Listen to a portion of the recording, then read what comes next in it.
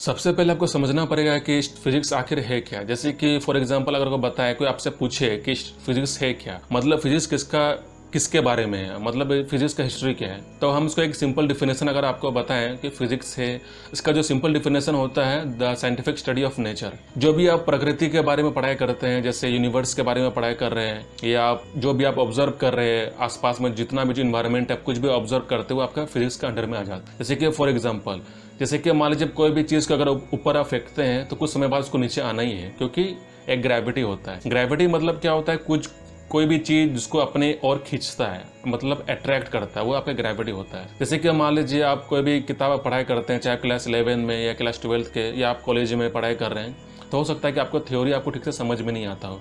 तो सबसे पहले आपको ये करना होगा, फिजिक्स का जो मेन जो कॉन्सेप्ट आपको समझना पड़ेगा, इसका जो डिफिनेशन क्या है और ये फिजिक्स किसके बारे में है और किसका एक्सप्लेनेशन देता है। तो यहाँ पर आपको समझना पड़ेगा कि फिजिक्स को समझने के लिए थ्योरी, एप्लीकेशन और इसका जो मेन जो डिफिनेशन होता है आपको वो समझना पड़ेगा।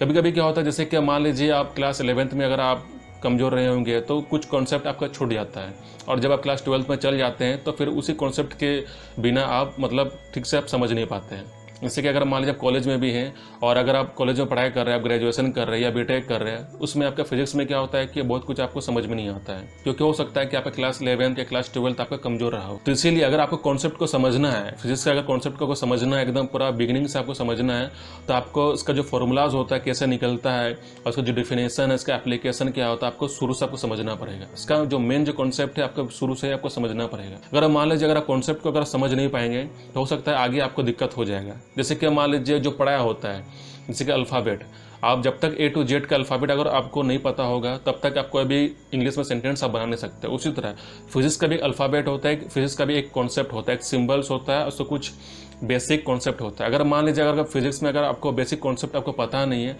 तो आगे आप हो सकता है कि आपको बहुत ही दिक्कत हो जाएगा। आप कुछ भी पढ़ाई करते हैं फिजिक्स में तो सबसे पहले आपको पता होना चाहिए कि स्पीड क्या है, डिस्टेंस किसे कहते हैं, ऊपर से फिर आपका फोर्स किसे कहते हैं और ग्रेविटेशन किसे कहते हैं, फ्रिक्शनल फोर्स किसे कहते हैं। तो आपको ये जो बेसिक जो कॉन्सेप्ट है आपको ये आपको मतलब आना चाहिए। अगर मान लीजिए अगर आपको ये बेसिक कॉन्सेप्ट आपको नहीं पता है, इसको बेसिक जो डिफिनेशन जो होता है फिजिक्स का अगर आपको नहीं पता है तो हो सकता है कि आपको बाद में आपको दिक्कत हो जाए। तो इसीलिए अगर मान लीजिए क्लास 11th में अगर आप कमज़ोर थे या क्लास 12th में आप वीक थे, तो आप सबसे पहले आपको करना क्या है कि आप शुरू से फिजिक्स को फिर से पढ़ें। अगर मान लीजिए शुरू से फिजिक्स को पढ़ेंगे तो हो सकता है कि आपका जो कॉन्सेप्ट है आपका ज़्यादा क्लियर हो जाएगा। तो इसीलिए सबसे पहले आपको करना क्या है कि जो बेसिक जो कॉन्सेप्ट होता है फिजिक्स का आपको मतलब वो समझना पड़ेगा। उसके बाद ही कोई भी आप मतलब कुछ भी आप समझते हैं तो आपको उसमें आसानी होगा। जैसे कि मान लीजिए कुछ भी आप डायरेक्टली कुछ पढ़ते हैं, अगर मान लीजिए कोई भी कॉन्सेप्ट फिजिक्स का जो होता है अगर आप बीच से अगर पढ़ाई करेंगे या आप लास्ट से आप पढ़ाई करेंगे तो हो सकता है कि आपको उतना समझ में नहीं आएगा और आपको डिफिकल्टीज बहुत ही होगा। तो इसीलिए सबसे पहले आपको करना क्या है कि जो फिजिक्स का जो बेसिक जो कॉन्सेप्ट होता है वो आपको समझना पड़ेगा। तो आप इसको समझेंगे कैसे? सबसे पहले हम स्टार्ट करते हैं इसका फिजिक्स का जो बेसिक कॉन्सेप्ट आपका कहाँ से स्टार्ट होता है। जैसे कि मान लीजिए आपको ज़्यादा शुरू से पढ़ना नहीं है, सबसे पहले आप क्या करें, क्लास 8 का जो किताब होता है, बेसिक जो कॉन्सेप्ट है आपका क्लास 8 से ही आपका शुरू होता है। फिजिक्स है क्या है, फिजिक्स का जो इंट्रोडक्शन क्या है, आपको बेसिक जो इंट्रोडक्शन बेसिक इसका जो कॉन्सेप्ट होता है आपके क्लास 8 से आपको शुरू हो जाता है। तो आप क्या कर सकते हैं, क्लास 8 से जितना भी जो इसका जो चैप्टर है, जितना भी जो थ्योरी आप उसको क्लास 8 से आप पढ़ाई कर सकते हैं, और क्लास 8 का, क्लास 9 का और 10th का आसानी तरीके से आप उसको पढ़िए, और जितना भी चैप्टर होता है उसको बेसिक के हिसाब से आप उसको मतलब पढ़ते जाइए। अब ऐसा नहीं है कि मान लीजिए अगर आप बीच से फिर आप छोड़ देंगे तो फिर आपको दिक्कत हो जाएगा। तो इसीलिए अगर फिजिक्स को बेटर समझना है और आपको मजबूत समझना है और आपका जो कॉन्सेप्ट है अगर आपको स्ट्रांग बनाना है तो इसका जो बेसिक जो कॉन्सेप्ट है आपको शुरू से ही पढ़ना होगा। जैसे कि मान लिया आप क्लास 11th में या क्लास 12th में, इसमें कोई दिक्कत नहीं, लेकिन आप क्या करें, अपना जो बेसिक जो कॉन्सेप्ट है फिजिक्स का आप अभी से स्ट्रांग कर लीजिए। आप क्लास 8 का जो सब्जेक्ट होता है फिजिक्स में, जो जितना भी चैप्टर होता है उसको फिर से पढ़िए और उसको क्लियर कीजिए, क्योंकि जो बेसिक जो कॉन्सेप्ट है आपका फिजिक्स का वो आपका क्लास 8 से आपका शुरू होता है। देखिए क्लास 7 क्लास 6 का भी कोई ठीक है, कोई दिक्कत नहीं है, लेकिन जो मेन जो बेसिक कॉन्सेप्ट है आपका फिजिक्स का आपका क्लास 8 से शुरू होता है। तो इसीलिए आप क्लास 8 का जो चैप्टर है उसको क्लियर कीजिए, क्लास 9 का भी जो चैप्टर है फिजिक्स उसको क्लियर कीजिए, और 10th का जितना भी चैप्टर उसको क्लियर कीजिए। फिर देखिए जब भी क्लास 11th में आप कुछ भी पढ़ाई करेंगे या क्लास 12th में कुछ भी पढ़ाई करेंगे या आप कॉलेज का कोई भी आप सब्जेक्ट को पढ़ेंगे तो आपको ज़्यादा ही आपका आसानी होगा। और जब भी आप कोई थ्योरी पढ़ते हैं, जब भी कोई लॉस पढ़ते हैं फिजिक्स में, तो सबसे सबसे पहले आपको करना है क्या है कि उस लॉज को पहले समझे, मतलब कोई भी लॉज है पहले उसको ऑब्जर्व कीजिए कि ये लॉज कहता क्या है, उसके बाद उसको एनालाइज कीजिए, उसके बाद कोई आप कंक्लूजन में आइए। अगर मान लीजिए कोई भी लॉज फिजिक्स का अगर पढ़ाई करते हैं या आप याद करते हैं तो हो सकता है कि आपको उतना समझ में नहीं आएगा। तो इसलिए सबसे पहले जितना भी जो लॉज होता है, जितना भी जो एप्लीकेशन है, उसको पहले आप उसको समझिए, अंडरस्टैंडिंग कीजिए। अगर मान लीजिए अगर आप उसको लॉज को ठीक से समझेंगे नहीं तो फिर आप उसको एप्लीकेशन का आपको उतना ज़्यादा फायदा होगा नहीं। तो इसीलिए फिजिक्स में जब भी आप कोई पढ़ाई करते हैं, चाहे कैलकुलेशन हो, चाहे मेजरमेंट हो, चाहे डेरिवेटिव हो, कुछ भी हो, तो सबसे पहले आपको समझिए उस कॉन्सेप्ट को, उस थ्योरी को पहले समझिए। सबसे पहला आपका स्टेप क्या होना चाहिए, आपका ऑब्जर्वेशन। कोई भी लॉज होता है, कोई भी न्यूमेरिकल से कैलकुलेशन होता है, उसको पहले आप ऑब्जर्व कीजिए। ऑब्जर्व करके आप कितना समझते हैं सबसे पहले ये सोचिए।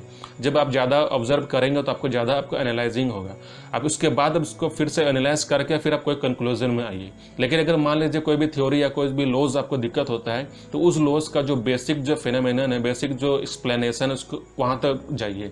अगर मान लीजिए कभी कभी क्या होता है, जैसे कि फॉर एग्जांपल आप कोई भी क्वेश्चन का आप आंसर सॉल्व करते हैं तो हो सकता है कुछ क्वेश्चन आपसे सॉल्व नहीं होगा, क्योंकि ये देखिए कभी कभी क्या होता है, फॉर्मूलाज आपका जो बेसिक जो फॉर्मूलाज होता है वो आपका काम नहीं देगा, क्योंकि कभी कभी क्रिटिकल सिचुएशन ऐसे आ जाता है या क्रिटिकल क्वेश्चन से आ जाता है जो आपको फॉर्मूलाज के हिसाब से नहीं बनता है, कुछ आपको अपना भी दिमाग लगाना पड़ेगा। तो इसीलिए उस क्वेश्चन को समझने के लिए कैलकुलेशन भी आपका अच्छा होना चाहिए और आपको जो बेसिक जो फॉर्मूलाज है वो भी आपको अच्छा होना चाहिए। फिजिक्स में क्या होता है कि बहुत सारा ऐसा चीज़ होता है जो आपका फॉर्मूला से बनता नहीं, कुछ आपको भी कुछ थोड़ा क्रिटिकल माइंड आपको लगाना पड़ेगा, कुछ आपको एनालाइज करना पड़ेगा और फार्मूलाज को आपको खुद से क्रिएट करना पड़ेगा। मतलब जब भी आप एनालाइज करते हैं फार्मूलाज को, जब भी आप किसी क्वेश्चन को एनालाइज करते हैं तो उसमें आपका दिमाग ज़्यादा काम करता है। तो इसीलिए आप तभी एनालाइज कर पाएंगे किसी क्वेश्चन को, आप तभी एनालाइज कर पाएंगे किसी लॉज को या एप्लीकेशन को जब आपको जब उसका बेसिक कॉन्सेप्ट आपको पता हो। तो इसीलिए आप कभी भी ये मत सोचिए कि अगर अभी हम कॉलेज में पढ़ाई कर रहे हैं तो फिर से हम शुरू से कैसे पढ़ाई करें, क्योंकि देखिए अगर आप कॉन्सेप्ट को क्लियर करते हैं तो आपका आगे आने वाला जो क्वेश्चन जो होता है, जो आपका चैप्टर जो होता है वो आपका आसान हो जाएगा। तो इसीलिए सबसे पहले फिजिक्स का जो भी आप पढ़ाई करते हैं तो सबसे पहले आपका ध्यान, आपका कॉन्सेंट्रेशन आपका बेसिक कॉन्सेप्ट में ही होना चाहिए। जब आप बेसिक कॉन्सेप्ट पे आप ध्यान देंगे तो आपका जो थ्योरी एप्लीकेशन जो भी चैप्टर होता है आपको ज़्यादा ही आपका आसानी होगा समझने में। तो चलिए आज का सेशन हम लोग यहीं पर एंड करते हैं।